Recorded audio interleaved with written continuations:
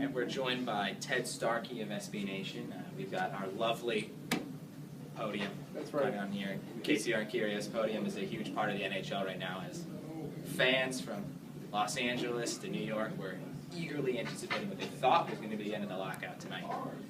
So fans in DC got a little treat. See a little AHL showcase between Norfolk Admirals, Hershey Bears. What do you think of the game?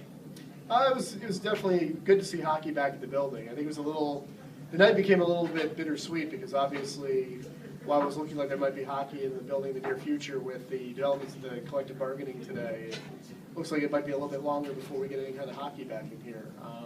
The game itself, Hershey got a 2-1 win. Brent Hornby let in a bad goal 10 seconds into the game, but after that, earned the hard hat with the win. Last game he won here was Game 6 of the Rangers series, and came back here and won the first game here this year. He had a nice series of technical saves towards the end, particularly down the butterfly, right-hand side of the net. Do you see a maturation in this game in terms of his ability to see the puck down low, be able to make some of those key saves that we haven't seen in the past from Holtby? Well, I think it's interesting because I've seen a couple of Hershey games this year, and they're definitely relying on Holtby a lot to make saves. I think the reason he's playing a lot in Hershey, a couple of games he basically faced 30, 40 shots a night. And he's playing, he's getting a lot of action, a lot of shots, and it's kind of good to see him, play well. His last outing, he gave up 5 against Norfolk, but they, he can bounce back tonight with a nice performance. Other major key capital, I guess, a Bear now, capital in the future, Dmitry Orlov. Yes.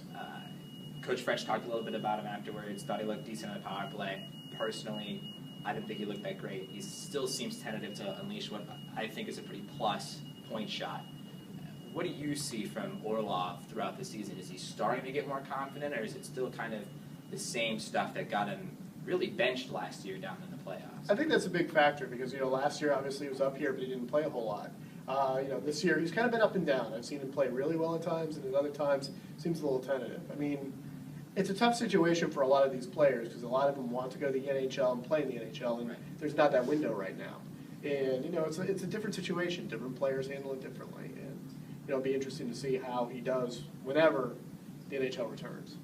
It's at NHL Podium, in case you're curious. You want to know what's going on with the podium. Not this podium. When are we going to see, I am trying to say podium as many times right now. If you've been following the NHL Lockout on Twitter, the podium's a big deal.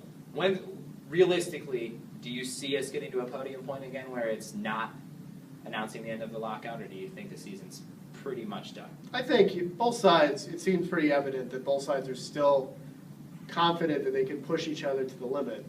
Obviously, I think there will be a settlement. I think the biggest question is going to be how much damage are they doing to the game. As obviously you heard in the crowd tonight, there was fire Bettman chants. They even booed a Happy Holidays for the Capitals. It was an innocuous video, and the fans aren't happy. And I think I explained to you, the big difference between the 2004 lockout and this lockout is, I think in 2004 the league sold the need for a salary cap. They did a good job of informing the fans.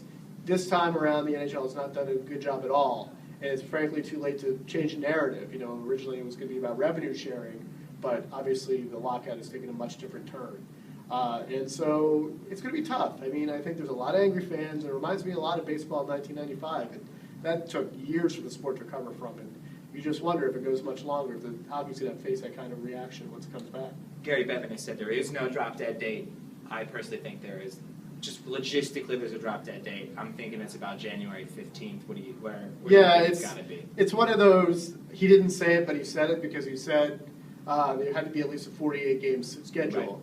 Right. And hockey historians will note that in 1994-95, the lockout was settled on January 11th with a 48-game schedule. And you would think, parameter-wise, you could probably, that season went from the end of January to the end of April. Right. And you could probably use, home dates from the first round of the playoffs for the end of the regular season. But, I think you got about a month to get this solved. And I think they will, but as I said, it's coming at a high price to the league.